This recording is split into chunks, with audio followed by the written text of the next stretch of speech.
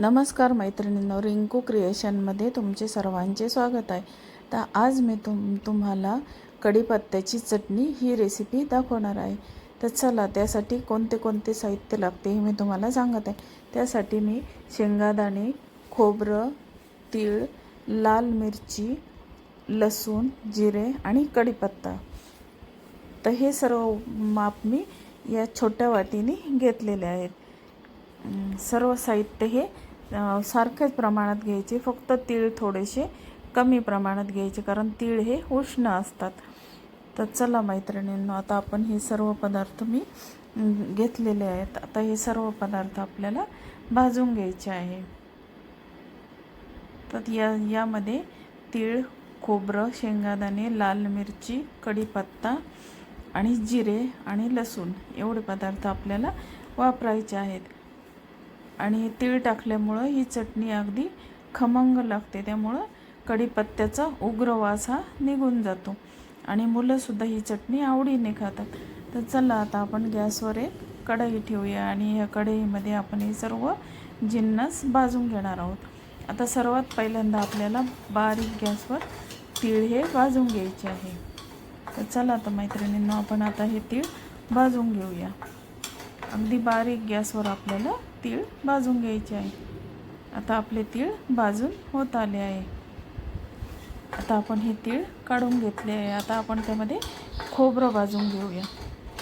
तर बघा मैत्रिणींनो, आता हे खोबरं अगदी 2 मिनिटामध्ये भाजून होते आणि जास्त वेळ ठेवलं तर ते जळते, त्यामुळं खोबरं हे पटकन काढून घ्यायचं आहे। आता कढई पहिल्यांदा तीळ टाकल्यामुळं तापलेली होती, त्यामुळे खोबरं हे फार पटकन भाजून होतं। आता आपल्याला त्यामध्ये शेंगादाणे टाकायचे आहेत। आता हे शेंगादाणे आपल्याला असे अर्धवट भाजून घ्यायचे आहेत।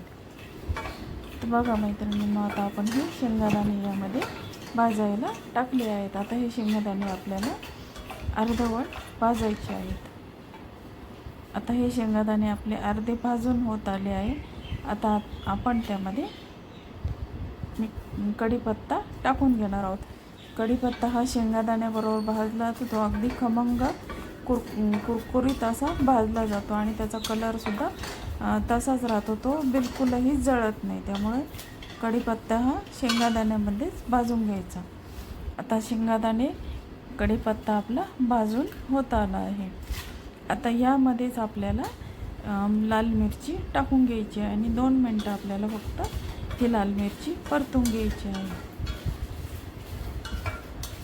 अशी थोडीशी लाल मिरची कडक झाली की आपण त्यामध्ये जिरे टाकून घेणार आहोत आणि जिरे टाकून आपण गॅस बंद करून टाकणार आहोत।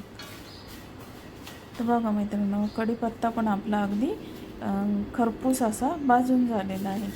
आता आपण त्यामध्ये जिरे टाकून घेऊया। आता हे सर्व आपले साहित्य भाजून तयार होत आले आहे। तर बघा मैत्रिणींनो, आता आपण आपले सर्व चटणीचं साहित्य भाजून झाले आहे। आता आपण ते थंड होण्यासाठी एका प्लेटमध्ये काढून घेऊया। आता हे सर्व साहित्य मी थंड होण्यासाठी एका प्लेटमध्ये काढून घेतलेले आहे। आता हे थंड झाल्यानंतर आपल्याला मिक्सरला लावून घ्यायचे आहे। तर चला, आपण आता एका मिक्सरच्या भांड्यामध्ये हे सर्व साहित्य भाजलेले टाकून घेऊया। तर बघा मैत्रिणींनो, तुम्हाला माझी ही रेसिपी आवडली तर माझ्या चॅनलला लाईक, शेअर आणि सबस्क्राईब जरूर करा। आता हे सर्व साहित्य मी मिक्सरच्या भांड्यामध्ये टाकून घेतलेले आहे। आता आपण त्यामध्ये मीठ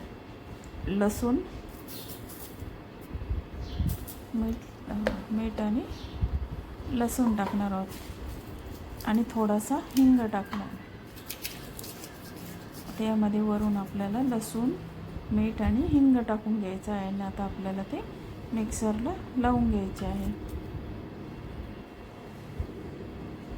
बघा मैत्रिणी, आता आपण त्याच्यामध्ये हिंग टाकून घेतलेलं आहे।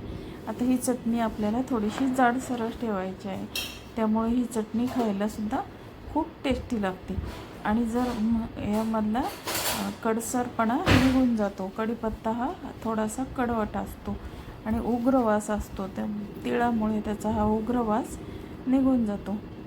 तर बघा मैत्रिणींना, अशा प्रकारे आता आपली ही चटणी रेडी झाली आहे.